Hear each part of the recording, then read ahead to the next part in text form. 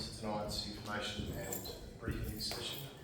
I've received apologies from Councillor O'Connell, Stock and Councillor Johns just recently.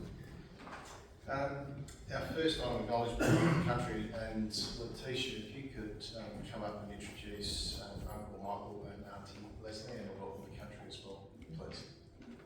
No, well, thank you. So, yes, I'd like to acknowledge that today we're meeting on Narungga country, the land of Narungga, Narungga people. And today where we're meeting is actually the clan group of Windera, the Eastern clan group, and their totem animals guarding the emu. And yes, we do have Uncle Michael and Auntie Leslie playing the knee. Well, Uncle Michael, to speak to acknowledgement of country and why it's important. And Uncle Michael will give a bit of history of his life, and he represents Narungga Aboriginal Progress Association and is a member of our advisory group for the Reconciliation Action Plan. So we've done a bit of work to get to this point. Thank you. Thank you. And thank you very much for inviting me.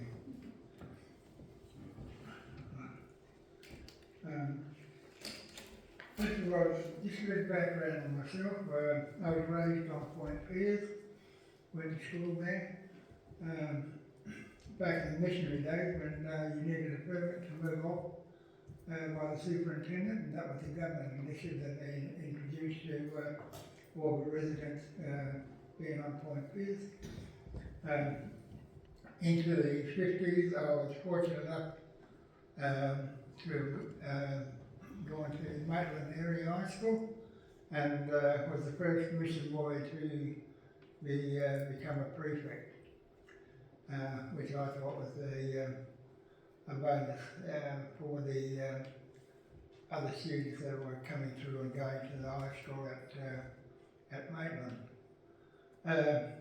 Just on that, on my education side, I went on to further education with the SAIT, which is the South Australian Institute of Technology. I studied community development and got a certificate in that. I then went to the Adelaide University and furthered my education in getting a distinction in the Associate Diploma in Community Development. And also studied law and got a law certificate for communities. So that was from primary school to secondary to tertiary education. My employment started as on Point Piers in the early days as a fireman, to then move off to Collinsville, which is a station in the northeastern near Hallett, and with the Marina State. And from there I had a game of football playing for Hallett, and then met my wife, and then we got married and moved to Clare. And it was from Clare I was lucky enough to get a traineeship with the ETSA, with the Electricity Trust of South Australia. The progress from a training line went to a first class lineman, and which is really good, and just play sport, with those clubs. Further on my employment, I was fortunate enough to have worked with the South Australian Housing Trust as a project officer, doing and caring for Aboriginal housing needs throughout the state in Alice Springs. I worked for Social Security, which is now Centrelink, back in the early days, and got to manage the Aboriginal section in Centrelink on a statewide basis to draw the awareness of the entitlements of all Aboriginal people throughout the state. I worked for Aboriginal Legal Rights as an operations and client services manager. Worked for ATSIC, the Aboriginal and Torres Strait Islander Commission. I worked for DAA, which is the Department of Aboriginal Affairs. There was others that just don't come quickly to mind, but in total I worked approximately 35 years in the state and public, federal government's public service. It wasn't until I finished up, decided to come home, and therefore we started up the Naranga Aboriginal Progress Association. And having said that, that was looking at catering for the needs of Aboriginal people residing off Point Pearce, and their main concerns were housing, health, employment, and a number of social issues which like legal representation and a whole range of other sort of needs that they needed catering for.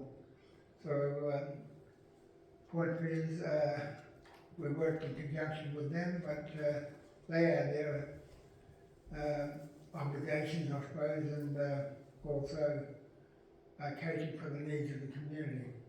So having progressed NAPA, which is the acronym for the Naranga Aboriginal Progress Association, we set up a CEDAP program, started up with 50 on the program, and within 3 years we ended up with 130. And we had depots on Point Pearce. We're looking at their particular needs and areas that they need to cater for, which is the local government sort of perspective. We set up a depot in Fort Creek, and that was to do trailer making, housing and welding and all that stuff. And we set up one in Maitland, which is arts and craft and all those sort of things. We set our administration up in Maitland also. Also set another depot up in Moota, and that catered for bush tucker and a whole range of like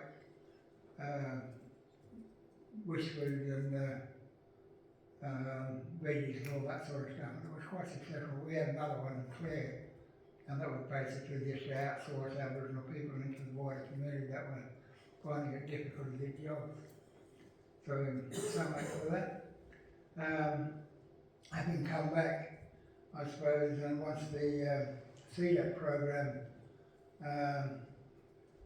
ceased to operate by the federal government, they seemed to have felt that that wasn't a need, in regional Australia. They transferred the community development program specifically to remote communities throughout Australia, and in particular, I suppose, South Australia, which then went into the open winelands and people in more remote areas. So, having taken that on deck, we then seen the need for the restoration of Naranga language and also Naranga culture. And you would have, and I think you received a list of resources that we've studied and done the publications for, which is the history. We done that in relation to Matthew Flinders and Bodine, circumnavigating the peninsula, both on the St. Vincent and Spencer Gulf, and having first contact with Aboriginal people. And that was well received, and it was well documented.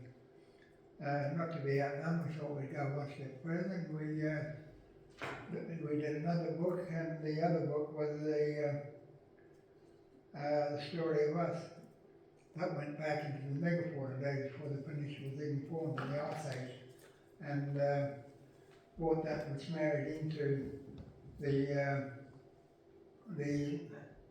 journey through Naranga history. So that made it all the better in having a total picture of Naranga and its history and its culture and all that sort of stuff. We also studied in relation to the environmental science with Naranga people and the physical, biological and information science including the ecology, the biology, the physics, the chemistry, plant science, zoology, mineralogy, oceanography, linology, soil science, geology, geography, meteorology, and climatology. So all that sort of stuff is all documented as part of that, and briefly explains, what they were and how Naranga people interacted with the land and with fish traps and all the rest of it. They used weather conditions and also the physical attributes, on country, which was extremely important for their existence. I suppose the book I'm looking at here is the resource, and the purpose of doing the resources was to nurture an awareness of Naranga culture past and present, to share the language and education and community level, develop the people's understanding of the close relationship between the language, the culture of the Yorke Peninsula Aboriginal people, the culture, awareness of the importance of language in the community today, and the posture of respect for the community and the culture which the language plays a vital role. The resources have been developed to complement study of Naranga Aboriginal culture, the language specifically. It comprises a number of activities that can be utilised and learnt in different ways. Activities can be selected and used as an independent learning tool to complement other resources relating to people. And I believe that you do have copies of this booklet. I think the teacher does have a list of the resources that NAPA has developed over the last 34 years.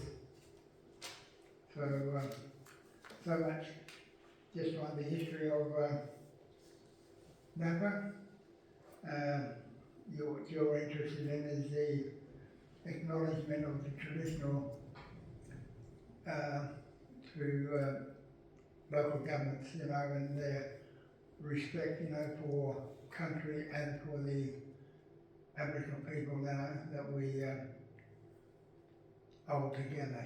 And I think that there's a lot of credit to the Central Yorke Peninsula Council in relation to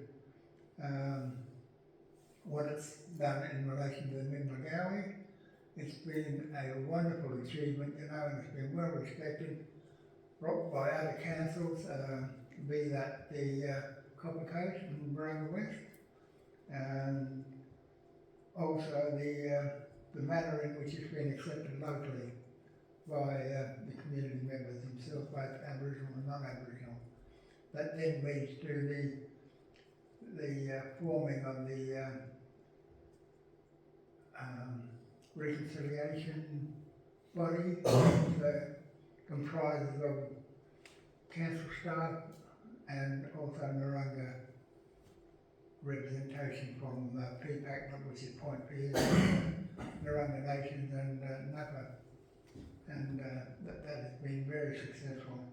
Just on the acknowledgement, people talk about the acknowledgement of traditional owners, and I think what we respect is the primary role of First Nations people in Naranga in the history of this place being the Yorke Peninsula and the Naranga boundaries that extend to Port Wakefield to the east and north to Red Hill, Broughton River, and that flows into the Spencer Gulf. We acknowledge that the story commenced long before Governor Ironright proclaimed the province of South Australia on the 20th of December in 1836. First Nations people in Naranga have a knowledge, history and culture that extend millennia into the past. We acknowledge that First Nations land and sovereignty were never ceded, and that building a shared understanding of history is critical to the future for both of us. And we note that the above acknowledgement provided to assist various government agencies and other statutory authorities that are opening major activities or events on Naranga country and respecting traditional owners. There has been, I think, the teacher has actually made a copy of with, one for the local government to acknowledge our country, and it's just basically a very short one. We, and it could be the centre of Yorke Peninsula, acknowledge the other people as the first nation of the land and waters we live on and work upon, and pay our respects to their elders, past, present and emerging. We acknowledge and respect the deep spiritual connection and relationship that Aboriginal people have to country. We work in partnership with Narungga and support their cultural heritage, beliefs, language and custom, and caring for their country. And do we have any questions? Any questions for Uncle Michael? Thank you very much. Thank you very much. Yeah. Thank you for coming. Yeah. And anyways, okay.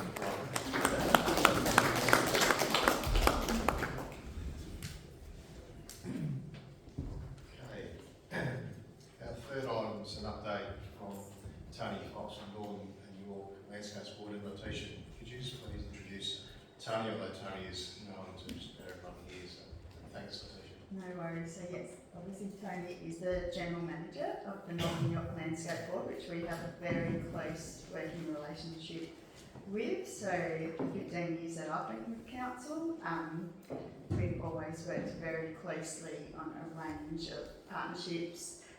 They've been great for providing funding for so many initiatives, including the Milagawi Narungga Cultural Day. And yes, their staff, basically we work together like a team. So I'll introduce Tony.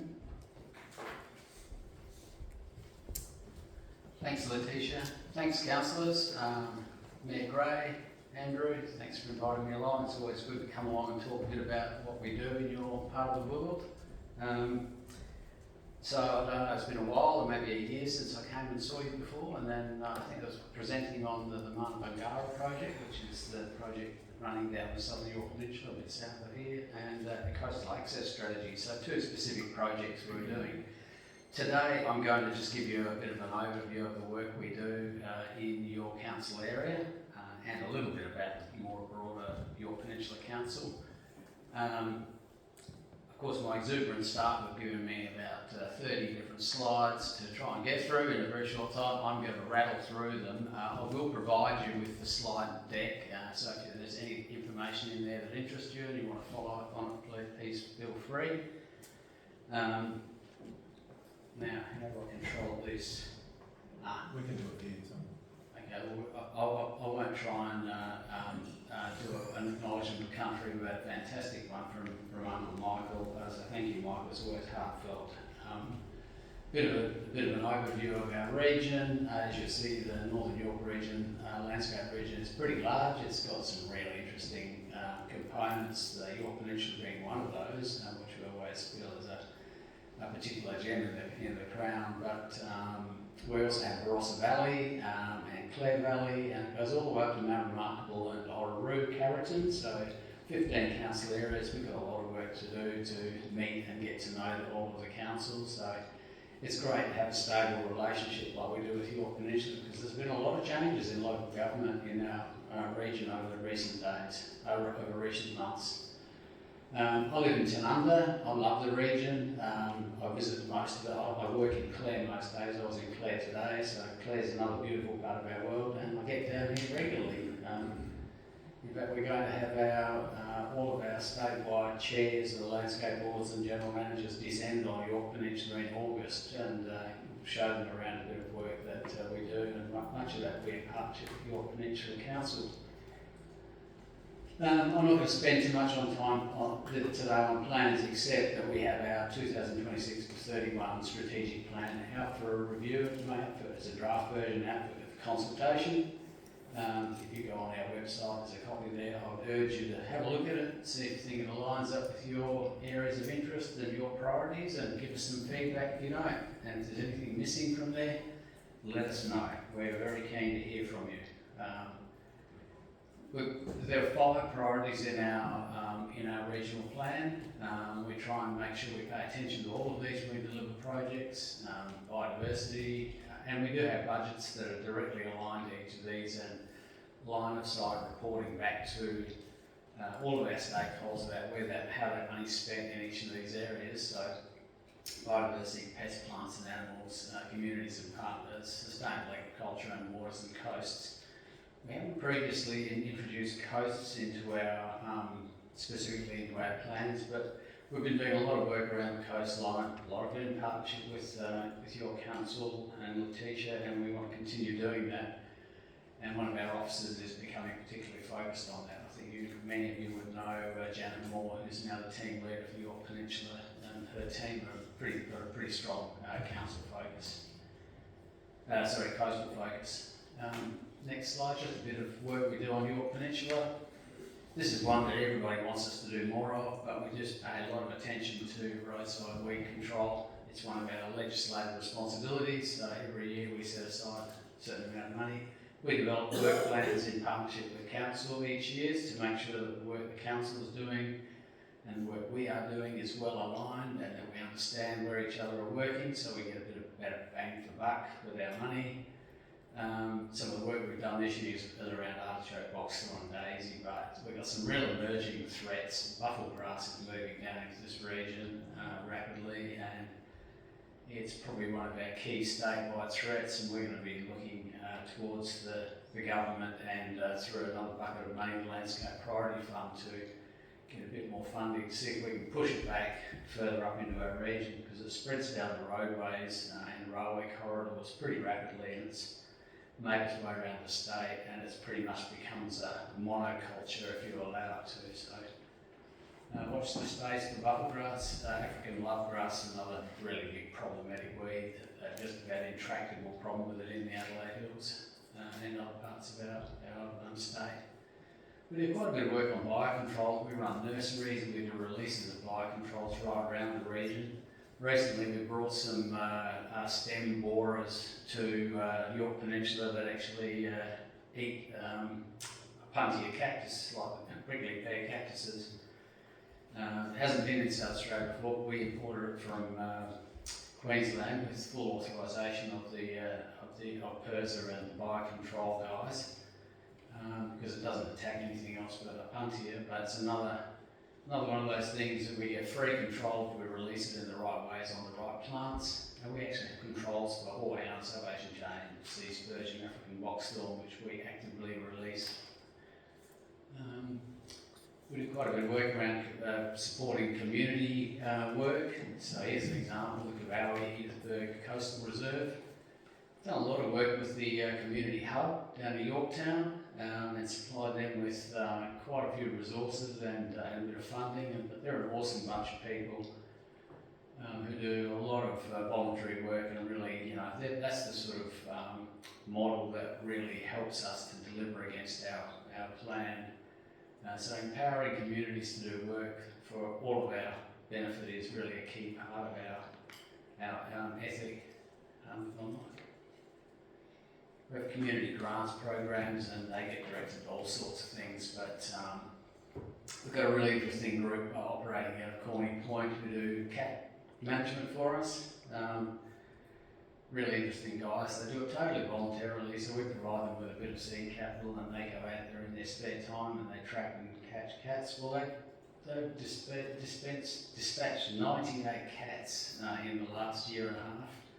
Feral cats out in the wild, and these cats, we did some calculations about how many birds and animals this has saved. It's absolutely huge. So those guys are absolute champions, and we want to put them up in lights. Fox baiting, we do a lot of fox baiting, and one of the things, unique factors of the Yorke Peninsula Council area is that below the fence line of the Munabungara project, we actually go and do baiting for landholders, and we provide baits for free to make sure that we really get a good handle on foxes and cats in that particular part of the landscape. But we do other things like release calicivirus and work with townships around rabbits. And we've engaged with 76 landholders this year. Coastal work, so we do a lot of work on coast. There's Janet Moore. Many of you have met Janet. We do a lot of weed control, fencing. There's a great partnership project that we did called the Bamboos Campground. It was a really, highly damaged little access route to the beach.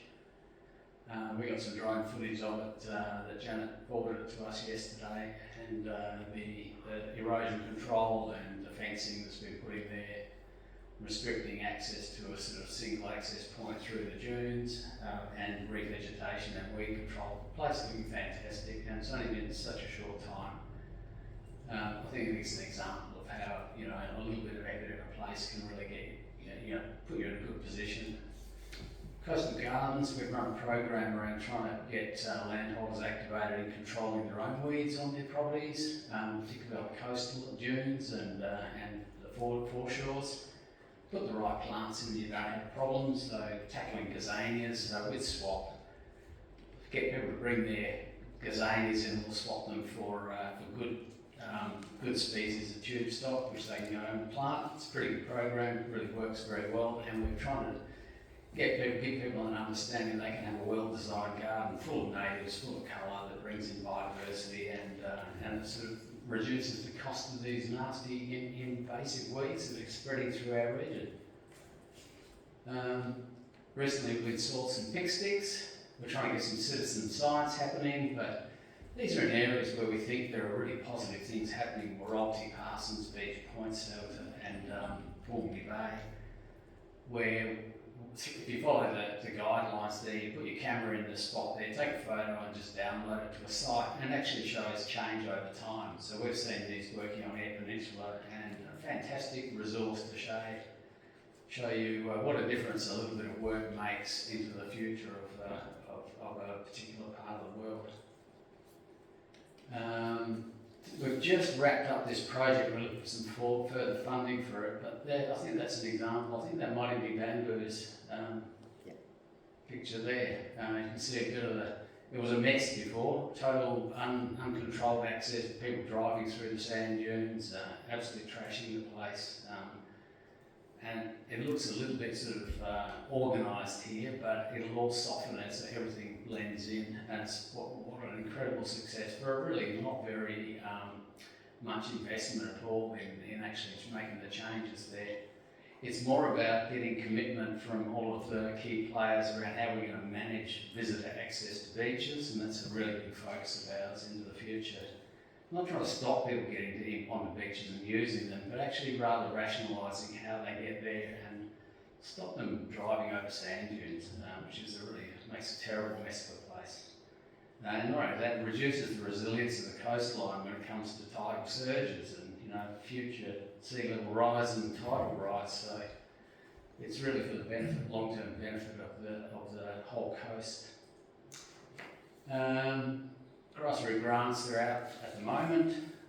We always give a few grassroot grants out to the Yorke Peninsula community groups. So if you're a registered community group, there's an example of a few of them there that we've handed out over the last few years. But last year, $47,867 in funds for 5 projects in this council area.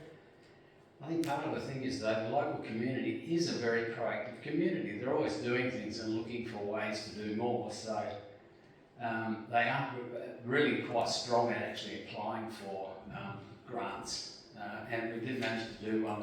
We did a specific grant round for First Nations projects, and Point Pierce got a decent chunk of money to do some work in Point Pierce around a native plant garden and around work along Walk the Yorke along their coastal area. You all probably know about the Osprey program that we're getting behind and supporting over the last few years. Huge success. Ospreys were down to a very few birds in recent years, mainly because they didn't have any good nesting sites. So there's been a program of installing artificial nesting sites, and we've had schools involved in actually making the nests, which take a helicopter to get up there. They're pretty big. Really inspiring project because within a year most of those artificial nest sites are occupied, and we've got quite a few new osprey in the region at the moment. In fact, it looks like on the turn, so their population is really growing again. So fabulous, but there's a lot of other things there. First Nations are always very prominent. They're part of all of our projects, all of our focus areas. We really enjoy working with First Nations people. They've got great ideas, and they really care for their countries from the heart. And First Nations cultural land management practices are pretty impressive. Things like cultural burning and just the whole approach to managing the landscape. It's a great stewardship approach. We do a lot of work in agriculture. It always surprises me. This is Molly O'Day, really sort of like an amazing sustainable agricultural officer. She's been down here just teaching people about baseline understanding of carbon farming and what is carbon footprint on your property. And you might think, what's that got to do with me? Well, most of the big peak bodies and people who buy grains are having to start to report against their own commitment and movement towards reducing carbon footprints. So they already do that to get grain sold overseas, and that's going to flow right down into the producers' responsibility to be reporting about what they're doing in the future. So this is just teaching people about giving them a bit of literacy and some first steps on how they might think about addressing that in the future. It's not the only area we get involved in, thanks, in agriculture, so we do a lot of extensions, so we produce fact sheets, podcasts and videos, and we run a lot of workshops. We got quite a strong presence at the Waipia Field Day around why agriculture is important and how farmers can value things like biodiversity that brings them many benefits to their production systems. We do a bit of compliance, which is not one of our more interesting areas of work, but it's a legislative responsibility. So where people are not potentially doing the right thing, we sometimes have to remind them, and sometimes it goes a bit further than that. But we try and make sure that people are given every opportunity and support to do the right thing. For example, letting farm animals stray on other properties or into native vegetation, causing damage, that sort of thing. Or we're failure to control weeds. We don't do a lot of that, but thank you. Landscape levy, I'm not going to talk too much about that, but I might get a question or two, so I'm prepared for it, if we could. Waipia District, we've got a few staff here. There's two of them, Janet and Fabienne. Fabienne lives locally, and we've got Nick Nichols, who lives up at near Port Broughton, and a good team. So, and our communications manager Sam Johnson, is actually lives in Moonsborough at the moment. So we've really got a presence here. Of course, we've got the Martin Bankara team that work out of the Middleton office across the road, we really enjoy working down this part of the world. We've got to do a lot of project work. I have to throw this one, Martin Bankara. This is our sort of premier project. A lot of people say, why are you wasting the levy on the Martin Bankara? Well, it's an externally funded project. We get federal government funding to do this project. It's a very important project. It's if the truth be told, it's much undersold. It's probably groundbreaking, and it is the premium, we believe, rewilding project in Australia. It's got a fence that doesn't act as a closed fence, and the concept of the project is that we never intend to totally eradicate cats and foxes from the landscape, but just suppress them enough so that the native animals that have long been missing from this landscape can re-establish. So we proved that it works by releasing bettongs, and we released 200 of them. The latest survey, after 4 years, the latest survey tells us they're at least 600, and in a quiet back room you can get the ecologists to say there's 1,000, but they'll never say that because they're so conservative about numbers, they need to be absolutely sure. But we can hand on heart say there's 600 of them now, so they're breeding and moving across the landscape. What a thing to have back in this region. So we're looking at bilbies for the next release, get them back out here, southern brown bandicoots, and aspirations to eventually get to quolls and some of those predator types of animals that you see around other parts of Australia, like Tasmania. But yeah, a wonderful project really that the board's got behind. We're proud to be delivering it down here in the southern Yorke Peninsula.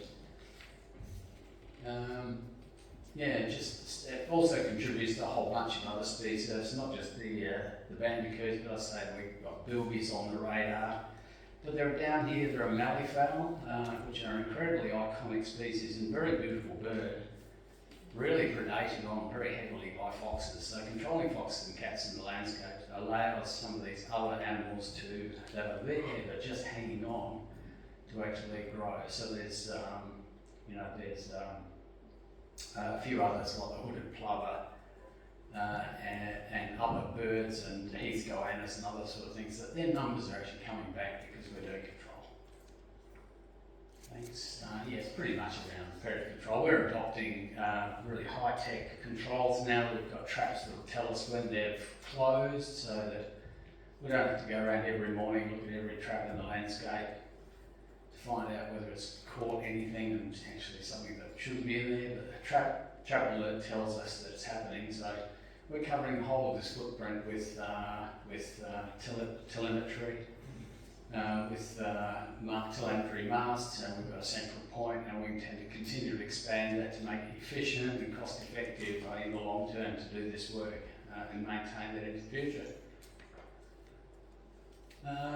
Yeah, so we've done a lot of work here. I think roll on. I'm happy to talk about anything to do with Mundabangara if you're interested, but we are going to release the prospectus and new strategic plan for the Mundabangara project. It's been going for nearly 10 years now, funded by the federal government. Huge success. We're just taking it to the next stage where we want some more threatened species released. We want a real zoo out here, really. But we need to bring the community along and to demonstrate it's not impacting on farmers and that it won't impact on farmers or the communities, that it's really just a benefit. We're going to have a launch of that prospectus to try and attract some additional funding from other organisations. We already get money from World Wildlife Fund, but the Nature Foundation and Nature Conservancy, Foundation for National Parks and Wildlife, they're all organisations that are philanthropic, so we're trying to rope them into the whole scene.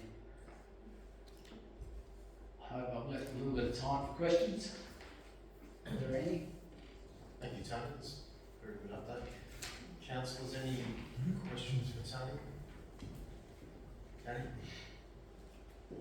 Thanks, Tony. Great presentation. I just reflect back on the algal bloom and how we identified Yorke Peninsula, how reliant we are for our tourism around the ocean and our beaches and water experiences. And like you just said, that the rewilding project is probably a jewel in the crown or an example of best in class around Australia. Is there any plans to leverage that in terms of experiences or community engagement or potential tourism in the future?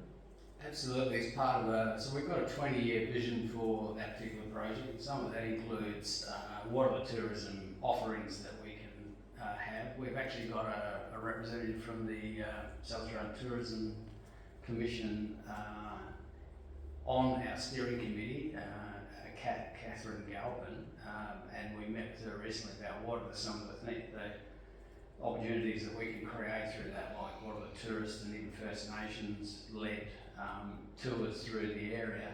How can we get people to actually experience these animals we're releasing? So we're actually talking about things like setting up a bit of a wildlife opportunity so people can meet the animals that we're releasing in the wild. People are seeing them in the park now, in Dilba, Garanda, Innes National Parks that people are observing. We had a couple of them squashed on the road, which is most unfortunate. When we calculate out the actual cost of these animals, it's oh my god, it's a big hit. But people are seeing them and taking photos of them, and so they'll become more and more a commonplace thing, and we'll promote with the park eventually the opportunity to come and have a look at these animals in the wild. But of course, like everything, you're not going to see them every time, but you might get a lucky one, There are lots of those types of opportunities around Australia where you go to places where you know those animals live and hopefully you see them. So that's definitely part of our strategy. Any other questions? Again, Tony, thank you. Greatly appreciate it, and we do appreciate the partnership. Good on you. Thanks, everybody. Take care. Drive safe. Okay. Next up, we have Min Ward going through the destination management plan. Nick, if you could just come up and introduce Min, please. Yeah, thanks Andrew, thanks everyone for having us here tonight to discuss the region's new destination management zone and destination management plan. So just to set the scene, this destination management zone replaces our regional tourism organisation, which was Yorke Peninsula Tourism, which is no longer in operation. So at a state government level, it's the SA Tourism Commission's intention for these destination management zones to replace RTOs all throughout the state, a whole new model, but we are the first zone, and so we are serving as a trial for the rest of South Australia. And one of the main reasons that trial is happening here is that a lot of people agreed the Yorke Peninsula tourism model was not working as well as it should have been, and that included the Yorke Peninsula tourism manager at the time who recommended us for the trial. And one of the main frustrations shared by the manager and by our council, at least sometimes, was that the councils paid the money to the Peninsula Tourism, and that helped pay for the staff, but then they didn't necessarily have the money to carry out the programs and initiatives that they would have liked to, so sometimes the manager would then come back to us asking for additional money that we didn't have in the budget. So the biggest difference with this destination management zone is that the state government are paying for the staff, not us. That means any contribution from council would essentially be earmarked for specific projects or initiatives that we want to see happen, working with MIM, who I'm about to introduce you to. The actual funding contribution from council to YP Tourism was about $50,000 per year. How that contribution to the DMZ looks moving forward and what we would want to see happen for any investment from us is not going to be decided just yet. We understand that it will need to be a conversation very soon because we're in budget season. But for tonight, we just wanted to explain the changes and how it's going to work.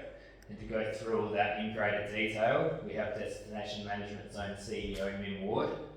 And for those who don't know her already, Min's worked in tourism for decades. She spent 5 years as the Clan and Southern Flinders equivalent of our Yorke Peninsula Tourism Manager. And she's also a small business operator in regional tourism with a real passion for helping others succeed. One other big change is that YP Tourism served only us, Copper Coast and Barunga West.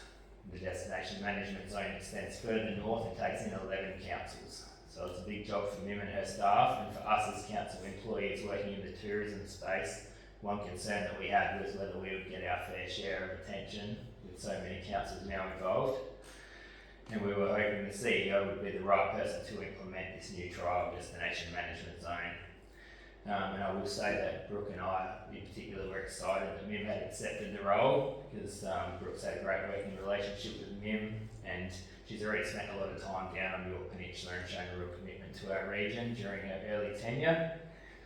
So the other regions might be starting to get jealous, but we've got her back again tonight. It's my pleasure to introduce Min Ward.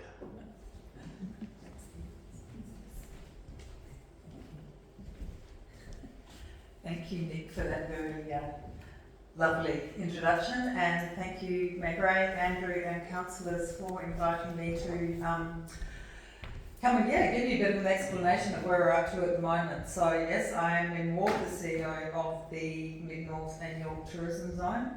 I've been in the role since September last year, and as Nick said, prior to that I had 2 years up in PD in between, but prior to that was the Regional Tourism Manager for Clare Valley and Southern Flinders Ranges. And so I did have quite a good working relationship with Brooke, lead on before that as well. So I think, So the purpose of today is to sort of have an overview of the Yorke Peninsula Destination Management Plan 2025 to 2030, highlight the regional priorities that we've identified for the first year, the regional priorities for the whole thing, but then outline the 2026 annual action plan and confirm stakeholder roles and next steps. So I'll just quickly go back over why tourism matters. We know that it drives regional economies and community wellbeing.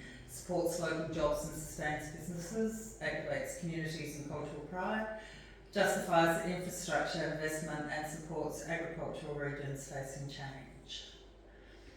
The destination management plans that Nick has just given out to you, these have taken at least 18 months to develop, and it's sort of exciting now that I've actually got them to give out, because the first 6 months talking to people and I knew what was in the destination management plans, but not being able to give them to you was a bit difficult. So it's great that they're here now. So it's a 5-year strategic framework, so from 25 to 2030. Identifies regional priorities and investment opportunities. The good thing I think about this is that it actually, as a difference from the past where the regional tourism manager, yes, we were funded by SOTC and we'd get our $20,000 to go and do a bit of marketing, but it didn't really have a lot of cut through.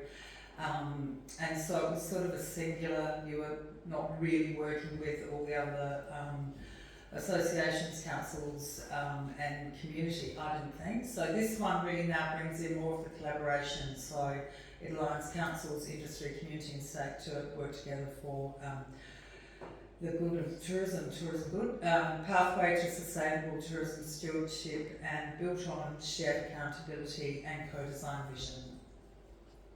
So just a quick overview of Yorke Peninsula at the time of publication. So annual visitor expenditure, 358 million, 2,400 tourism jobs, which is 12% of total employment, 1.345 million total visitors annually. 89% of them were intrastate visitors, which is the highest percentage of interstate visitors in South Australia. The good thing about that is that there's a real opportunity to build up interstate and international tourism as well, visitation to the region. 430 tourism businesses across the region that we know of, and 49% growth in visitor spend since 2019. I know that the beginning of this year has been a bit difficult with the algal bloom and the effects of that, plus now we've got the fuel crisis to sort of handle as well, but that's in the great scheme of things, everything should work, and we'll get back to those numbers. Can we just drop back to the one before? Oh no, sorry, no, I thought I'd missed one. So the vision for Yorke Peninsula is thriving communities and nature through tourism. Key challenges that were identified in the destination management plan and in discussions with community were peak summer visitation strains on infrastructure and services, under-activated spring, autumn and winter travel, so I think that is a huge potential that we've got here. Limited bookable year-round experiences. I think that Jess Greatwich was a good one for saying we need to develop a commissionable product. And that's still sort of our catch cry. Coastal infrastructure resources can get overstretched. Climate change and the algal bloom impacts is going to sort of tell a story for a little while. Agriculture facing uncertainty, so tourism is something that can compensate with that. And then also non-fuel pricing and supply, changing visitor behaviour. The strategic pillars of the destination management plan are distinctive visitor experiences, so contemporary experiences and place-based. Caring for place, so there's a real push now with both the Tourism Australia and South Australian Tourism Commission that tourism is seen as tourism for good, so it preserves the environment and the communities. If you don't have those two things, are you an actual tourism destination? So we're really working on that more so than we have in the past. Impactful regional storytelling. So one of the projects that we're just starting at the moment is really now looking at the storytelling of the entire tourism zone. So what makes Yorke Peninsula different to Blair Valley, different to Southern Flinders. And of course there's a lot of obvious stories, but there's also a lot of stories that all link in together. So we're working with the Tourism Commission on that at the moment. That will then sort of direct their marketing efforts plus our own sort of more localised marketing efforts in the years to come. And then destination stewardship, strong leadership and collaboration. Excuse me. So the priority projects that have been identified in the Destination Management Plan are Bilgarunda International Park, the Mountain Mines, so this is for the whole of the Yorke Peninsula, Mountain Mines with the World Heritage listing. Walk the York has been something that's been identified from the top level of the Tourism Commission. So we had a meeting with Emma Terry, who's the CEO from SATC, and this is one of her sort of key takeouts from the Destination Management Plan is how important Walk the York can be. Mana Bangara, so it was lovely to hear Tony talk about it before. I had actually had a little bit of a meeting with him, and we will look at ways that we can develop the tourism experience down there, so that's a really exciting one. Really important, given that summer is such a high peak period, to then work on the autumn, winter and spring, and through things like off-peak development events development. So we're just starting to look at what other events that we can bring in to offset that. Visitor experience development. So really looking a lot at once you get here, once you're staying here, what are the different experiences that you can do around the region. Cruise tourism, and then, as I said, the Yorke Peninsula stories and storytelling. So for Bilgarunda, we are looking at developing, well, not us ourselves developing, but working with partners to look at immersive enriching visitor experiences in the park. So I've actually got meetings with the Department of Environment and Water on that in the next couple of weeks. And it's a major draw card. It drives interstate and international demand. And also with the Walk the York, we see that as a really important part of that project, sort of linking the bottom part of it. Narungga cultural experiences and storytelling. That's a huge project that we'll be looking at. Nature-based tours, surfing, dark sky, nocturnal experiences. But it is something that's going to require a long-term coordination. So these are all there are experiences happening, but there's a lot more that we can do in the region. We've got that in because, as I say, it's the Yorke Peninsula DMP, so the Mountain Mines World Heritage Project, in conjunction with Borough, will be an important project that we're working on at the moment. So as I said, Walk the York, I've just started working with Brooke now to look at the whole of the Walk the York. So what we're looking for is sort of 5 or 6 key parts of the trail that we can then develop product around, that we can then sort of sell, rather than just have it as the walk itself. So that's, as I say, commissionable product is a huge part of what we're trying to develop at the moment. So we've just started with Brooke and with regional development on that project. So there is a growing demand for trails and walking throughout Australia and the world generally, because there's that real cry for health and wellness tourism. So we just sort of see this as a key. It's also a way that we can do workshops in tour guiding and look at what other cultural experiences are needed, and then again looking at the accommodation that's around there, development packages, and this is one that we really see as supporting year-round off-peak visitation. It's not walking in summer, probably not key because it's a little bit, it's just not the time that you want to do it, but for the rest of the year it's perfect. I mean, on a day like today would have been brilliant. So yes, that's an exciting project. So with the storytelling, we're really looking at our target markets who are basically authentic connectors and cultural contributors. So these are people who are seeking meaningful, sustainable and nature-based experiences. And so Yorke Peninsula has sort of always, I suppose, survived on that beach culture as it should, because it's a beautiful coastline, but we really want to look beyond the beaches in summer so that it's year-round visitation. Definitely looking at elevating the Narungga stories. And then once we've got these stories, we'll look at the framework and marketing action plan, work with the SATC, their PR department and marketing there to ensure that we're getting the story out. Sorry, excuse me. No, that's, where did we get to? Yep, the other one, sorry. Yep.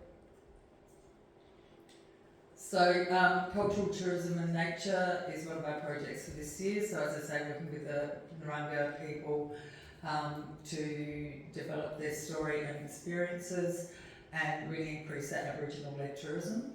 Mana Bangara we see again as a very important wildlife and conservation experience. The heritage of the Yorke Peninsula outside the mining, but the maritime and agricultural history, expand the cultural events, galleries and creative experiences, and really sort of build on the volunteer-led community events and festivals. It's amazing this year that every sort of town in my region seems to be turning 150 last year and this year, and but it's been fantastic to see how well those events that have been run so far have been visited by the community, not just the local community, but outside. So we just sort of see them as a real draw card for increasing tourism in the off-peak. For the strategic insights and stewardship, so we'll be looking at collecting the stats on visitor spend, dispersal and business impact. So the Tourism Commission they've just sort of inputted a new system to do that, the DOT system, which is where they collect data off people's telephones. So it gives us a lot more data than what we've been able to have before. So once we've got those results, we'll be able to share them with you. Also, one of our big tasks is advocacy on regional issues. So we're sort of either with the chair and myself are always in meetings with the Tourism Commission and the Tourism Minister. So just looking at different areas and making sure that they are sort of kept top of interest. As I say, proactive peak season management, utilities, workforce and services. Climate change and risk, I think that Al Bloom has sort of shown us that also, as when we're talking about climate change and risk management, it's really also working on resilience building with operators so that if they have another crisis like this, they're in a better position to incorporate that into their businesses. Meaningful engagement with stakeholders, industry and community, and then, as I said before, that real push for tourism for good. As far as governance goes, the Mid-North and Yorke Tourism Zone, which I represent, will coordinate the partners, frameworks and progress tracking across Yorke Peninsula, Clare Valley and Southern Flinders. So I report to a board basically it's a skills-based board. We've got a lot of people from Yorke Peninsula. We've got Dylan Strong from Copper Coast is on there. We've got Anne Minion from she's also Copper Coast,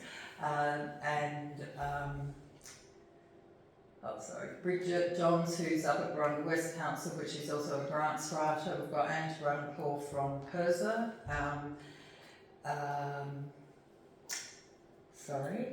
John Bell from Sealing, so his specialty is data and reading from that, the same.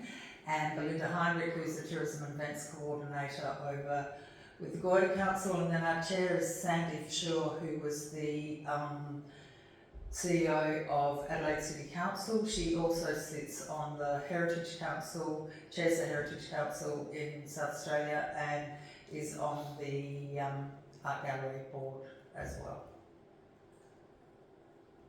So our focus really has been, in the first 6 months, the governance frameworks and accountability. It's been very interesting for me. I sort of thought that I knew a lot about regional business until it came to trying to set up a bank account for us, you know, for the zone now. It took me weeks. So I just thought that was going to be something that was very easy. So it's alerted me again to the problems that you have of sometimes dealing just in business in the regional areas. We also, because we're a new, well, I suppose identity or business, we couldn't have access to all of the databases that everyone's been using for the last 10 or 20 years. So we've had to sort of start from baseline to build those databases back up again. We're not there 100%, but we are getting there. And then also now we can start, now that we've got the DMPs, we can start talking to partners and doing the relationship building. So our key projects, as I say, were Dulgrunda and Mana Bangara, the Moon to Mines, the Walk the Yorke, the Off-Peak Developments, the Visitor Experience Development, Yorke Peninsula Stories, Industry Capability Program Development, and the Annual Marketing Program. With the industry capability, we've also just released Launchpad, which is, we use it as our CRM, but it is also for operators and councils to use. It deals with every aspect of tourism that we've sort of found so far. So we can do events from there, we can help people do their business plans, marketing plans, we can do collaborative projects with different operators. So that is a very good program that you'll sort of see us using more and more as it develops. So stakeholder roles are to participate in governance and destination management plan accountability framework. So you'll see in the plans when you go through them, each of the projects actually has a list of all the different groups who have been identified as working on that project. So we'll confirm the leads for the relevant priority projects. We'll support experience development and investment attraction. We'll enable infrastructure upgrades and maintenance, we hope. Advocate for funding at a local, state and federal level, and then engage community in tourism planning and delivery. Success by 2030 is an increase of greater than $359 million in expenditure, increased interstate and international visitors, and as I said, there's a very big scope for both of those target markets. A very strong and coordinated regional identity, which I think there are so many characters down here, we won't have a lot of problem with that. Iconic trails and experience nationally recognised, and I think that is a huge one, and as I say, the SATC are right behind that and backing that as well. The World Heritage listing, but really the thriving communities and year-round tourism economy. So our next steps are we've just about finished establishing our governance frameworks. We are confirming project leads and partner roles. We are sort of scoping out and planning for sort of where we go next.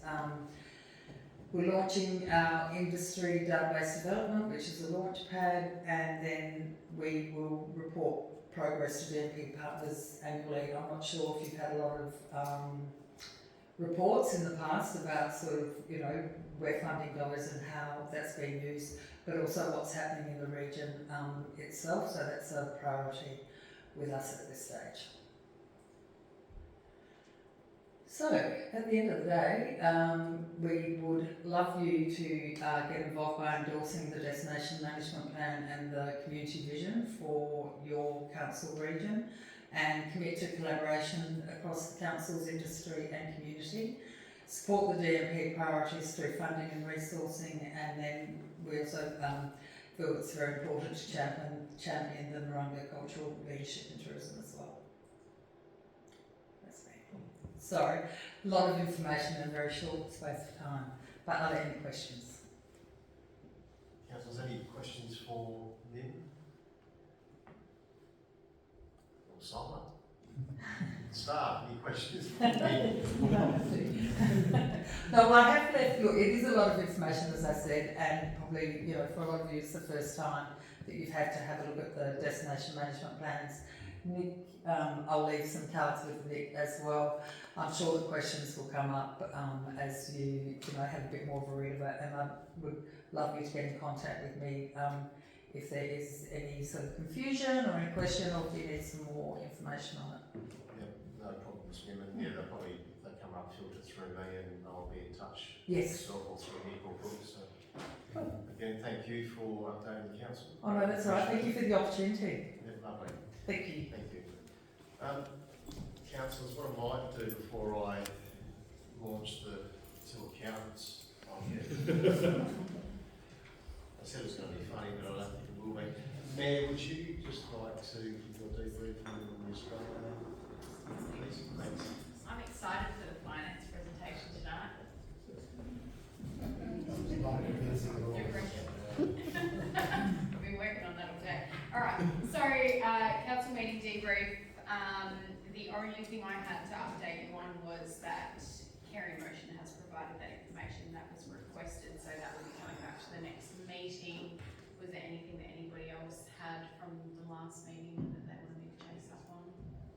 A fairly easy, straightforward one. So the other thing that I wanted to bring up tonight and give you the opportunity to give me some feedback on was a potential change to our civic events policy, ceremonies and civic events policy. So following Australia Day this year, I had a bit of a think about how we might be able to conduct that event in a better way. I particularly wanted to involve some of the progress associations and community groups that are actually already running events on that same day and potentially blend in with them to support them. I sent out an email asking them what events they're currently holding so that we can sort of better support them and look at what we can do going forward. So I've added to the attachment, which you all should have a copy of through the shared drive, the responses that I received from those groups. And preambling that, I actually received, I was already sort of thinking about this, and I did receive an email from one progress association that actually approached us and asked whether we would host our event at their location. So they were sort of thinking that way as well. So what I've put together is sort of a proposal to put out an EOI to our progress associations and community groups for them to provide a little bit of information about what they're already doing, and then potentially for council to make a decision about taking our event to them. That supports them and their event.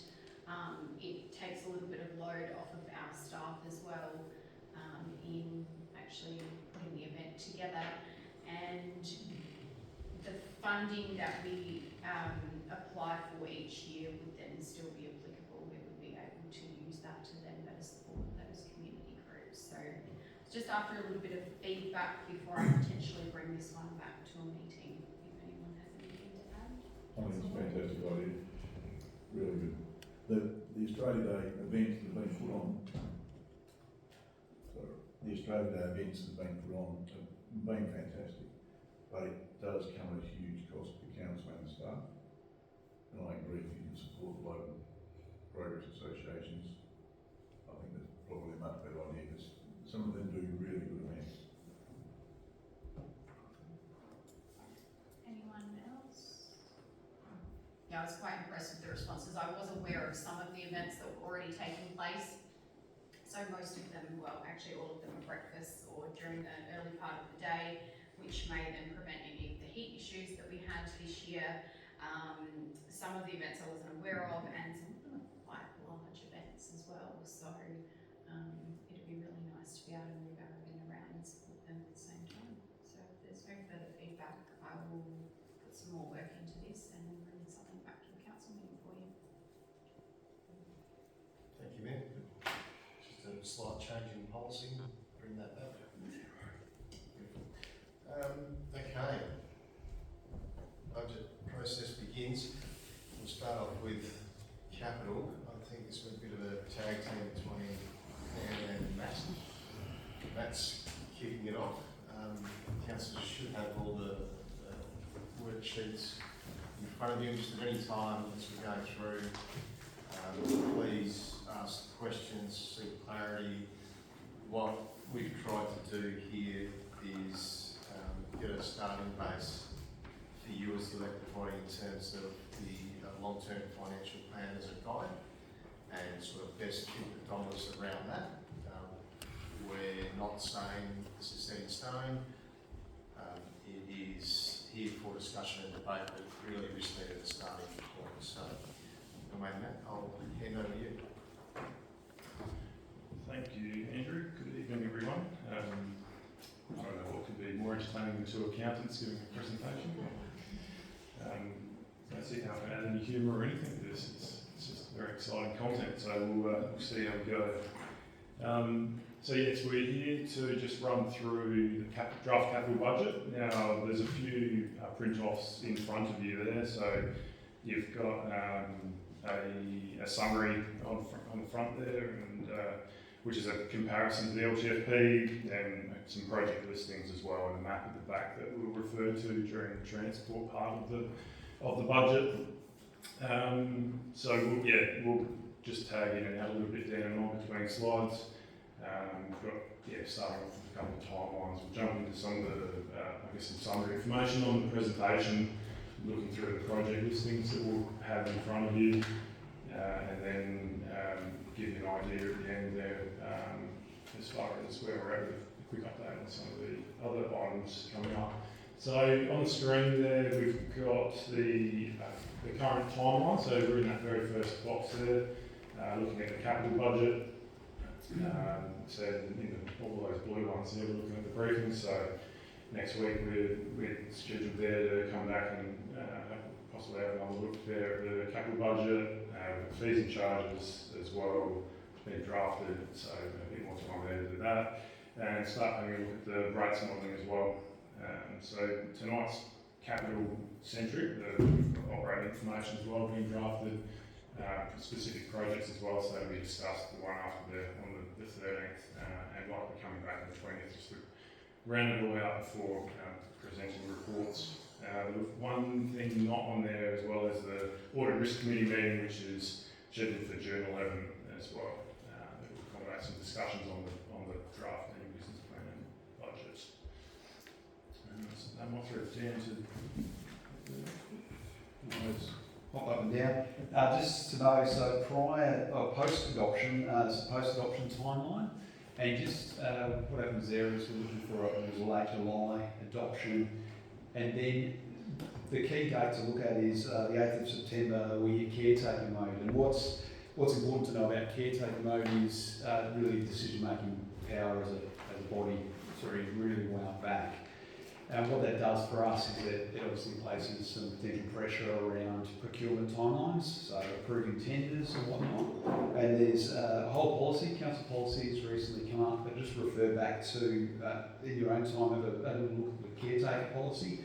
One of the things that's reduced is decision making, or what they call, or the Act calls designated decisions.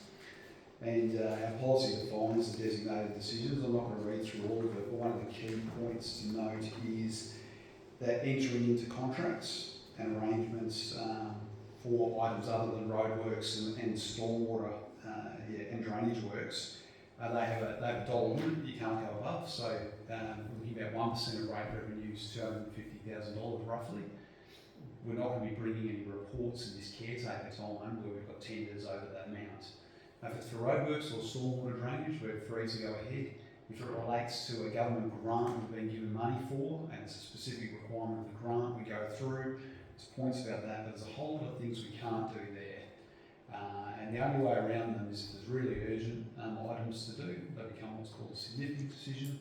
Andrew's got to go apply to the minister and provide a report to you. So really round back around the decision making. If we don't get our procurement timelines right, it's not going to be until if you're going to run again, say you all run again and you all get in, you're not going to be able to make any real procurement decisions for things over $250,000, apart from all roads and stormwater, until December 9. Gives you only half a year to get a project done. So there's real pressure on the procurement. With that in mind, half a year really, Dan. Yeah. Everything shuts down. Everything shuts down in December. January's pretty much shut down. Yeah, capital Probably works till late January, everyone gets back in February and tell them to line up that you've got 4 months left. With that in mind, roads projects exempt, but we've also, with the transport plan, when you see it, there's a significant focus on our reseal budget and also our materials tenders are multi-year tenders as well. So a lot of that stuff has been taken care of by multi-year tendering. But just to bring to your attention, there's a point in time where decision making is really curtailed, and it's that yellow date there. Yep, flip to the next slide, thanks.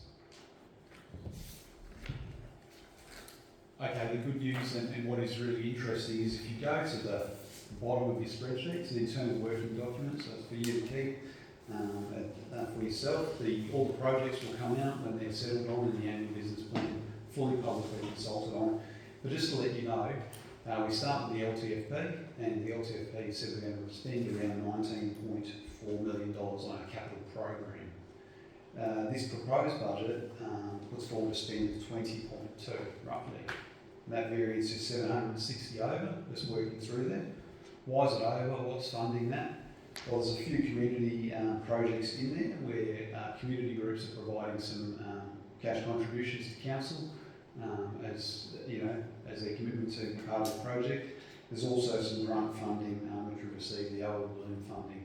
So bottom line at the moment, the draft capital budget we're presenting to you, and we'll work our way through the projects very shortly, at the moment is $150,000 underspent.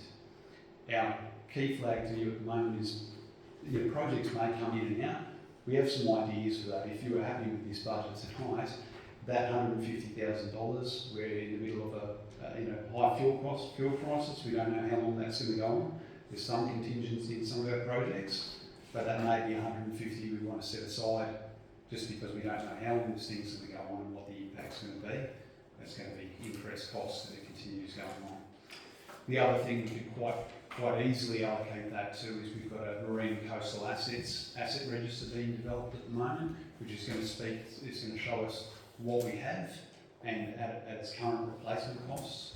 We're well aware that we've got significant beach access stairs. We've got works that can be done on beach access stairs. So we've got a beach access stair program or a boat ramp, fixing up concrete parts of our boat ramp that would easily chew up that $150,000 and you would not touch the surface sort of thing, but you would get a few things done in the marine space in the absence of being able to go, here's some hard projects to get to you at the moment. But a program that did that year on year wouldn't be a bad thing.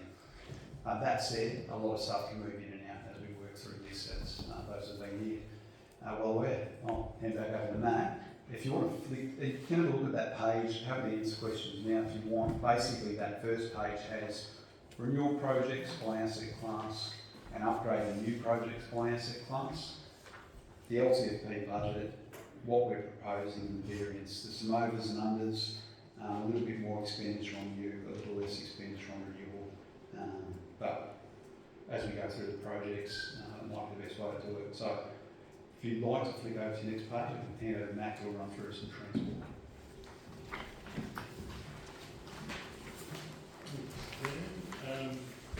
So yes, over on the next page of the green bar across the top there, you'll see you start running through transport projects. So predominantly road and a few regular items there that you'd be familiar with from previous budgets. Starting off there with that number as well on the left, starting at 1 and working through if we need to refer to anything for questions. So yeah, works there on curbing, provision there for curbing and specific streetscaping project there for Maitland, which is the continuation of the funding that we have in the current financial year for the start of that project. Councillors, any questions? We have got Brent and Michael. And Ian, sorry, hiding behind Dan's head. In the gallery as well, so if any specific questions to start, we're here to answer them tonight. Thanks. And so then we start getting into the Unsealed Road renewal works, which the very last page on the handout is a map that has some coloured items on there, which at the top we've got our, it looks like this, looking for it. So in blue there we've got the first few projects there listed that are the resheeting works.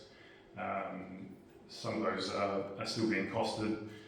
but the estimates included there. The patch sheeting as well in red, so we've got some of the priority area works there. Now, this entire list isn't sort of decided upon, but gives you an idea of the ones that are being considered, and the unsealed works, which a number of projects on that transport listing. As the costs are finalised, the budgets would be moved between patch sheeting and the resheeting as well, through those different priorities. So sorry to jump between the two, but on the project listing there, that's numbers 3, 4, 5, 6, 7, and 9 and 10 there. So a big part of that capital spend is on the unsealed roads. Gives you a bit of a visual. With those maps, and don't want you to walk away with the wrong idea, the red lines for the patch sheeting works show the priority areas. Depending on the costs of the finalised costs of the resheet roadworks, so 3, 4, 5, 6 and 7, that will determine what's left of the patch sheeting budget. I don't want you to be under any illusion that that whole lot of red work is not going to be done. It's going to be dependent on the budget side. So if those resheet works take up a fair bit of the budget and there's only a little bit left, the priority areas will be taken from those roads, but we wouldn't be able to address all of those roads in a year. Just to let you know, that would be where it would be targeted, and it would depend on dollars. The assets team would work out the highest priorities in those areas. So do we leave any specific room in the budget for patch resheeting works that are deemed necessary that come in via CSRs outside of that scope? We touched on it a little bit at our roads working party meeting today. Is there any set funds set aside for those deemed urgent by members outside of the staff? That depends, I mean, probably throw it on through, yes. Yeah, look, that's something that we haven't turned our mind to as yet, as to how much that might be. What we've done in the past is that our patch sheeting, we've traditionally put in around about $500,000 north, $500,000 for south, but where that money is spent is ultimately directed by this feedback that we get from the community, so from CSRs. So we look at the previous 12 months to give us a gauge for what needs to be done for the following 12 months. Unless something, I would suggest to you, unless something is particularly urgent or, like from a safety perspective, we necessarily wouldn't go outside of that, what we've earmarked, because there's a bit of planning that goes into that from a materials point of view. So I would be suggesting to you there'd probably be a little bit of money there for the urgent the safety related, but outside of that, that would go on the list for the following year.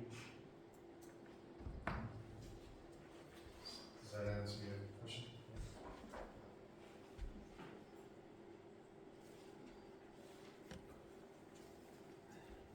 Any other questions? Just, yes, Scott. Number 8, the dust suppression works, is that for the pines or is that for somewhere else? The pines is number 13. It also appears as the first line in the transport infrastructure. And number 13 refers to sewage. Yeah, the specific content of the dust suppression works, might have to throw the asset team with the exact listing. Yeah. Yeah, look, the dust suppression works a little bit like patch sheeting. What our team does is they establish a program based on requests from the previous year. So what they'll do is they'll look at past complaints, they'll look at where they've done work previously, and in the following year we will establish a program that basically uses up that to try and mitigate some of the growing issues that we have around the place. So A lot of this work it's not being invested back into places where you're trying to do long-term solutions. Dust suppression is about a short-term fix, and look, that's spread probably across maybe half a dozen communities. Would it be easier just, I mean, sort of jumping around a bit, to move down from the top? Like we've got curbing, it's not a large allocation, we'll do a little bit of curbing. As everyone's sort of comfortable, we move down Robert Street. It's additional investment to what was put in last year's budget with the flagger. So it might be an easy way than trying to jump around. Is that all right? I'm going to talk about the budget for curbing. Please. Look, I'll throw that back to Ben. If you'd like to sort of make some comments about that. I know we have a program. Ben, would you like to make any comments about specific Yeah, issues in the curbing? so we've got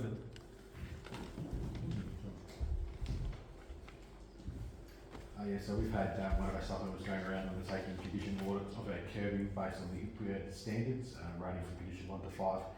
1 is in good condition, 5 needs to be replaced. So from that outcome, we're developing a forward works program to treat the condition 5s with a focus on the curbing that aligns with the reseal works first, so we can get those curbing issues rectified, then have the reseal come through and end up with a better result. It's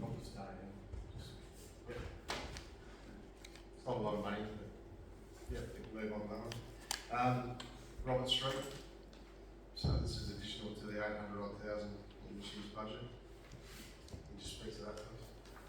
So Robert Street, I've got a 90% design at the moment, which we're just reviewing. It's curb replacement, tree removal. We're putting some new protuberances with the intent to replant some more suitable species within Robert Street. And it's basically going to be a lift and relay of the paving works that have been affected by the plane tree roots, and we've got a bit of an allocation set aside for some SA waterworks on the western side if there's a water main there that we have to attend to. Okay, I've got Danny and the Mayor, or Mayor first, take preference.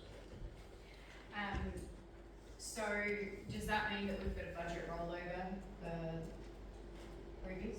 There will be some budget rollover, but some will come prior to June. Ian, could you? Yeah, I'll get the trees removed this financial year, and then we'll get into procurement for the rest of the next financial year. Okay. It was much the same question. You said a figure of the previous budget, 800,000, you said? 880, And is half of that going to be unspent, do you think? Or you could potentially be more than that, yeah. We've got it sitting with SA Water at the moment as well, so their costs will develop in this financial year or not, depending on what they want to do with the main and design. And so just to be really clear around the rollovers, they were counted in last year's budget, they're unspent, they get moved across into this year's budget, and it's then reflected on our reporting from last financial year, or is it still allocated from last financial year as well? The expenditure of it won't be accounted for, so the expenditure so whatever is spent this year will go in this year's financials. If there's leftover budget 30 June, after all the bills are paid for that, then come to you in August with a rollover request. So if Ian's got $500,000 left on that project, say can we put that $500,000 budget to enable completion of the project in this following year. So does that mean if we're allocating 600 grand to this project and the rollover is, for argument's sake, say half, so another 400 grand, so they're then saying that the project's $1 million project, is that what we're saying? Yeah, $1 million spent next year, or say 500 this year or whatever. Yeah. It was always intended to be a 2-year project, and the way the budget fell last year, we topped up that. So the figure we got through was one of the balancing items that we topped up extra money to, so I ended up with a 880 odd figure.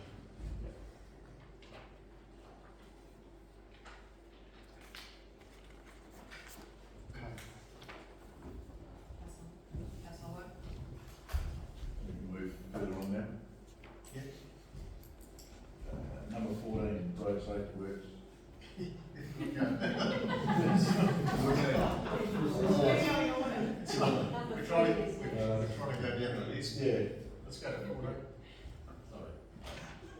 That was pretty self-explanatory.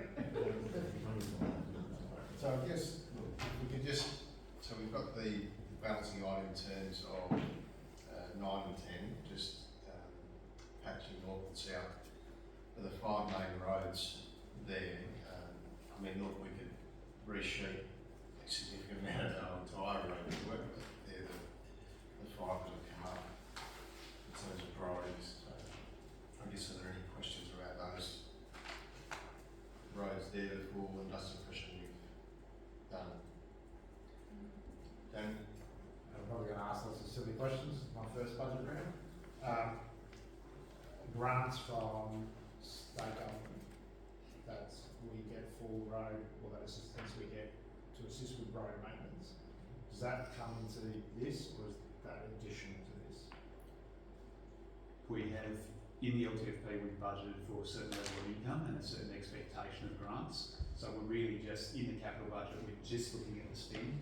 The only, and then when I say before, you know, we're overspent or we've got this extra money, when I talk about that, that was money that was not envisaged in the long-term financial plan. So in bringing this to you, we're bringing the spend and any money that wasn't accounted for already. So we do get federal government grants towards roads, but it's already in that, already funding this program.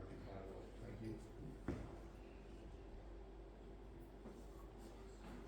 Okay, Matt? 11? 11, yeah. 11. Yep.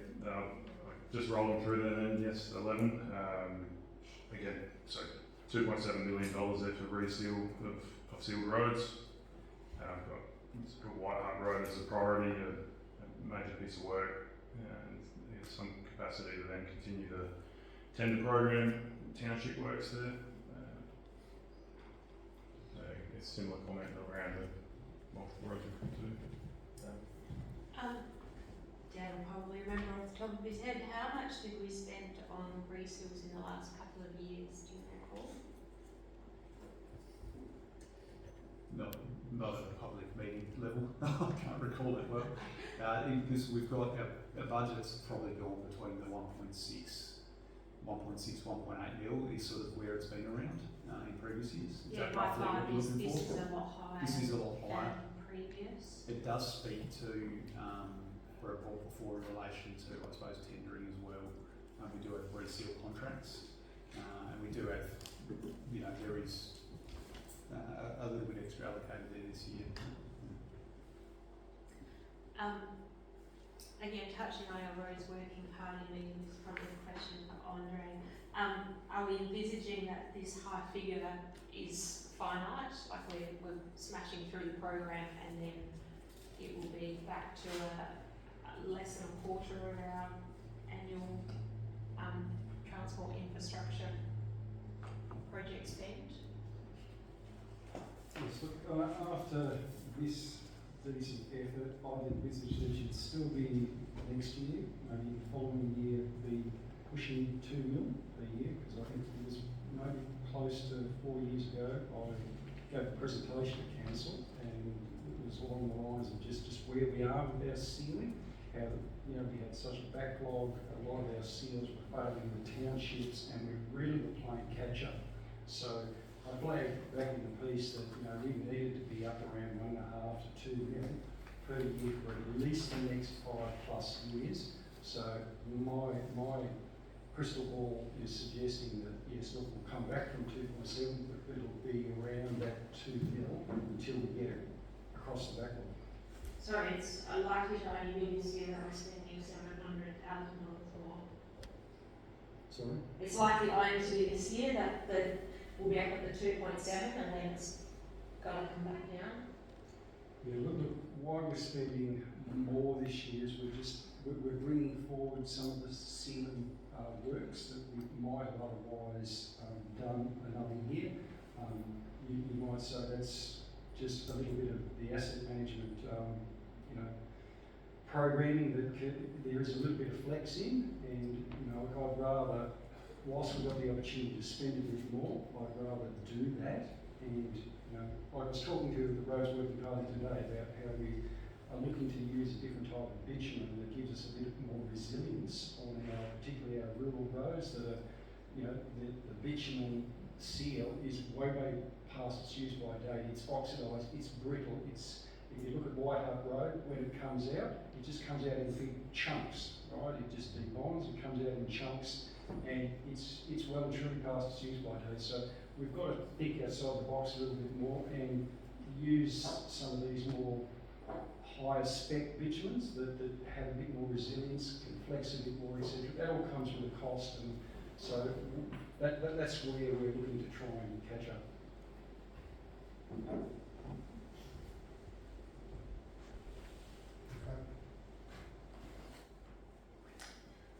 Thank you. So just continuing on number 12, Clinton Road shoulder widening and heavy patching of failing pavement. So this is our design only, so we're looking at $90,000 for that. So councillors, that's in order for us to lodge an application for special local roads and also through, I can't remember the name of what the Fed one is. From the 80/20 funding. So we'll need the design work done for Clinton Road, then we'll be able to lodge an application next year. Your money well spent. So then we have the Pines, which is the stage 2 component there. It was included as a community bid there at 1.2 and something that was topic of a report at the previous meeting for stage 1. 530,000 there. Not sure if there's any comments on that one.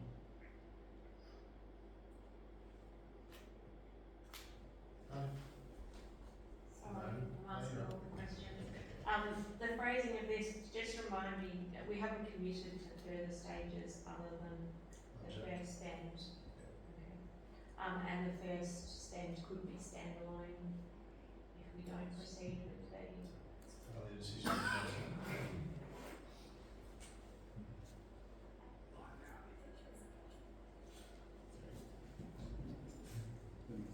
Do I get the sense that there might be a need to revisit that at some stage? It might be something the Chamber wants to revisit?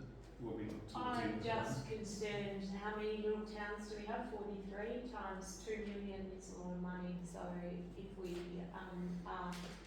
if we haven't officially made a decision in the Chamber, but if we're kind of hinting that we're going to be spending $2 million there, I'm just worried about the flow-on effect.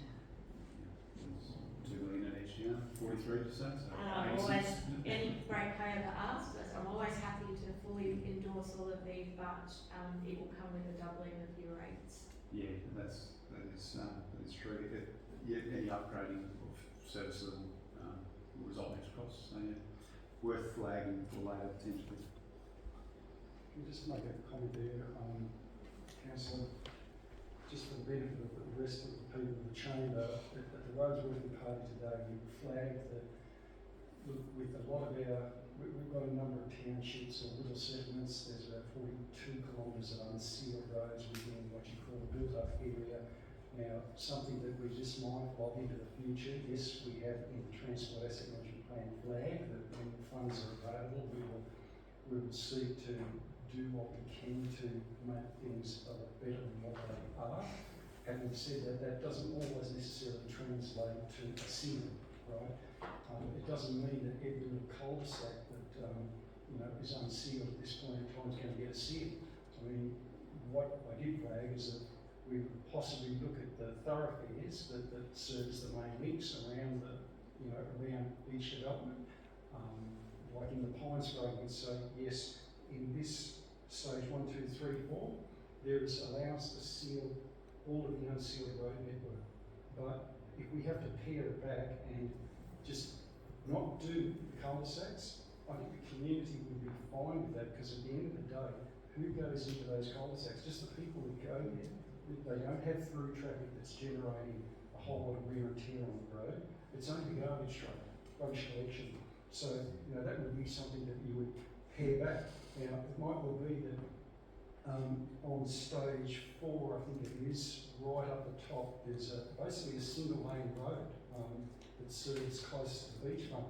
Now, there, just because of the minimal road, even though it's a thoroughfare, it might well be appropriate that we just do narrow stretches of steel and put some speed humps in to actually slow people down. And that's going to be an eminently cheaper solution to managing dust and just, environmental degradation than doing a wholesale road upgrade. So there are a few little things that we did sort of touch on in part of the roads working party, and may I suggest to you in the future, just doesn't matter whether it's Cabarry, whether it's Wool Bay, we might have to look at a combination of different things and just with a view to fit for purpose, uplifting of what we've got. And just you did touch on Wool Bay. From memory, we've had petitions from them. We've had looked into drainage, spending a lot of money on drainage works in Edithburgh. It seems to be a bit of an ad hoc decision to, even hint at spending $2 million on one little township. Is there a way of assessing, what's the word I'm looking for? Prioritising, rather than it just be whoever came and spoke to council last. Have a little bit more. Look, in an ideal situation, right, in other councils that I've been at, they've had what's called a capital prioritisation filter, that they put the projects through, and that might look at anything from just where it fits in terms of the LTLP, the amount of use that it gets, the visitation, safety aspects, is there any community contribution, what's the likelihood of grant, etc. So all of those factors will come into play. Drainage, are there other issues? Is it purely an environmental issue, or are there drainage issues involved? So, like I said, in an ideal situation, you would have a prioritisation filter that we put everything through, and you could get a ranking, right? But how does that help at the end of the day? I suppose what we have done is we've looked at what areas that we have done some interim temporary works, if you want to call it that, short-term works, and those short-term works, they only last a short time. People have been long-suffering there. They've been they came and provided a petition, and they've said long and loud to us that they've been waiting long before this council was formed, back in the days of the Maruka Council. So I suppose everybody takes its turn, and look, in an ideal situation, the filter could help us, but right now it's based on staff perceptions as to what the relative need is. Thank you. I should shut now.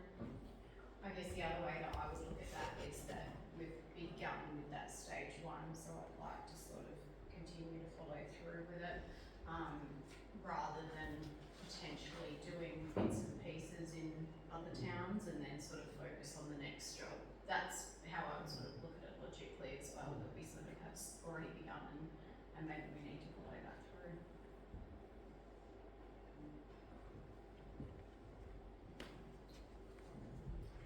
Just to move on then to the final one on the transport listing there. So with $900,000 for the works safety issues identified through the heavy vehicle access strategy, the tent, another regular item.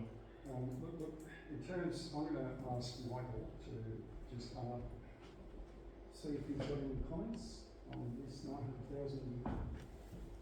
What we've maybe you can comment, Michael, on what we've spent the money on today, and in line with our discussions with the roads working party, what we'd be looking to try and target, perhaps with a bit more investigation issue. Well, thanks for that, Andre. In the last couple of years, we've had 900k. We've spent that on intersection clearing, obviously vegetation site distance. We were on our unsealed road network, additional signage in various locations.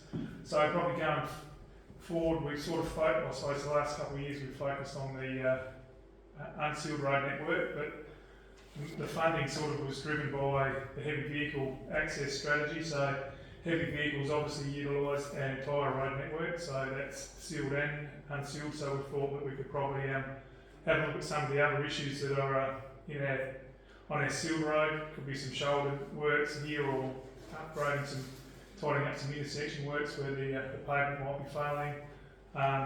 Again, and other stuff like we've previously done with your site clearance where we're missing different locations, etc.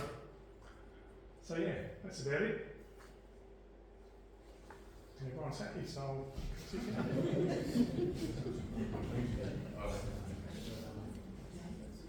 Is there any more questions in relation to transport? Councillor, sorry. It's these eyes. Just being around my head, number 13, sorry. We talked about that being a staged approach with decisions points along the way. When are those decisions made about those stages continuing or not? Is this the decision point right now? No decisions are made in the workshop. No, sorry, but this is the point. So, do we get more information about We can. what's happening? Request anything. Well, I'm not clear on the times, what's going I on. thought we just clarified that this is only for stage 1 and that's a standalone project and subsequent stages will come back to us. So this is stage 2. Okay, sorry. Sorry, stage 1. Sorry, stage 1 is- we've approved. This Oh, okay. construction starts in a couple of weeks' time. They finish by June, stage 1. This is clients put in the request for stage 2, and then Okay, sorry, yes, stage 2. sorry, that wasn't clear in my mind. And I'm not blaming to the Pines, it's nothing personal against the Pines, but what is the population of the Pines? Permanent or holiday makers? Both. I don't know. Again, it's a huge chunk of our spend on one tiny little settlement. And as I said, this is nothing against the Pines, but is that the best spend of our money? Are they the worst roads? Is that the worst township? Is that where you would spend that money, Andre? Out of the, what have we got, 43 towns? And would the Pines be How many, Nick? down to in the 30s? So we've got 59 towns and settlements Thank you. now. Okay, 59. Gab Gucci put those together, and she lives in Sunbury, which isn't one of the 59, so probably Okay. 60. And the Pines has 130 odd people, according to the census.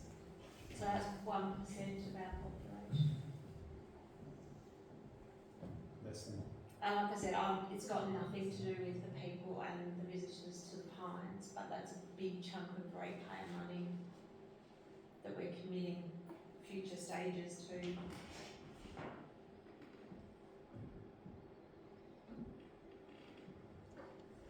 I don't believe you could do stage 2 cheaper than what I've got there. Simple as that. Shorter, not providing a seal, going back to just maybe providing some short sections of seal with some speed humps, etc. That's a very low cost scenario. Is maybe plan B, plan C. But if you're wanting to put something that's long term, resilient, that you're not going to touch for the next 15 years, right? You have to see the graders in there and the equipment in there to go and replace the pavement. I'd be committing the 500 because you're looking at long term. Part of the Transport Asset Management Plan was all about trying to chip away at this issue, right? You don't make a start, you're just never going to get there. We know that this might take 20 years. Who's to say that the next job might be $250,000 gigs? All I'm saying is that when I looked at this, I split the job up into 4 stages, but it was based on a long-term, resilient seal finish. I'm flagging with you right now, again, that even on stages 3 and 4, there might be some areas where we can curtail back and maybe take effectively the dollar value of one of those stages out there to still provide an overall good solution. Like I said, take out the cul-de-sacs, right? On the very front section, very front road closest to the beach, it may well be a case of isolated sections and some speed humps. Now, some people are not going to be happy with that. They'll say, "Oh, why our friends down the street, they've got a seal." Well, hold on a sec, mate. We've got to look at what we can do for the dollar controls we've got and overall provide a fit for purpose solution, and that's what this is. I'm in your hands, Councillor Scott. You said stage one is due to start soon? A few weeks. Few weeks. Does that involve any ceiling or not? Yes. So if stage two was to come to council and be approved, do you envisage that would flow straight on from stage one to say mobilisation charge or not? No. You still have to go out to We have to tender. go to market.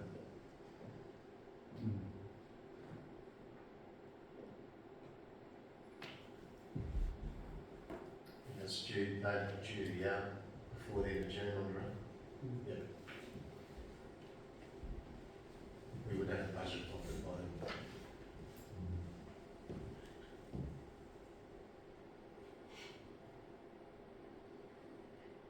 Are you still thinking, Jim, what would you like? Taking another staff provide? Yeah, I just don't feel that I understand what is going to be done with Pines.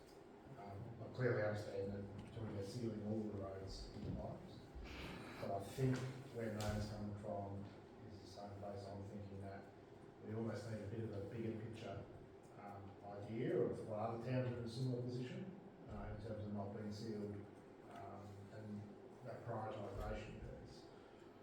It's not that I'm disagreeing with doing the work there, it's more about that equity position and whether the focus should be on the Pines for the next 4 years or whether we look at shedding blood.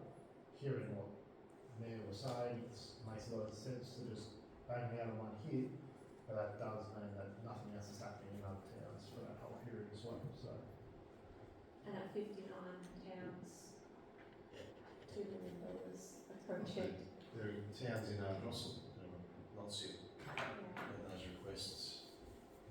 And the Pines Details. a dead end. It's not it's a destination purely for residents. As far as I'm aware, there's no highly used boat launching facility. There's no shop that other towns. It's not a supply It's town. not true. There is a shop. Okay. Wow. I was only down there yesterday, people fishing there, so you do get people coming and going. Yeah, I have been there a few times. Not obviously frequently. the people that pay the rates, that's fair and entitled to South and West. Is there an argument to say this can be spread over a longer period of time? So at the moment we're pushing this into 4 years, could it be 8 years? Does that compromise the works? It's, you know, it wouldn't compromise the works. It's just a longer time frame. So it might be, if you have it in your mind that you want to spread around, I suppose, from an equity point of view, around the LGA a little bit more, the attention is given. You might say, well, stage two, instead of being Pines, you know, this coming financial year, we might look at allocating an amount of money to deal with some long-term issues at another location, but then come back in year three. I think as long as the community can see that you've got a plan and you're chipping away, that's the main thing. But I'm sort of hearing, you know, Mayor Kylie too. Generally, you start a project and you knock it out a bit at a time, and you draw a line under that, just like we did with North Coast Road. That's just the way things are moving. Councillors, we'll just provide some further detail on this, where those unsealed roads within the townships. We'll get something out by email early next week, because we are meeting again next Wednesday to continue going through the capital budget, if you're comfortable with that. Yeah, so just to be really clear, could we please have a list of the unsealed towns? Yep. And then also just a very high level of what will be achieved in the Pines. Yep. I don't need super detail, I just want to know a general understanding of what will be achieved. We'll have that out via email before next Wednesday. Right, councillors, look, we're never going to get through all the capital tonight, and we do have a confidential item in relation to leisure options. So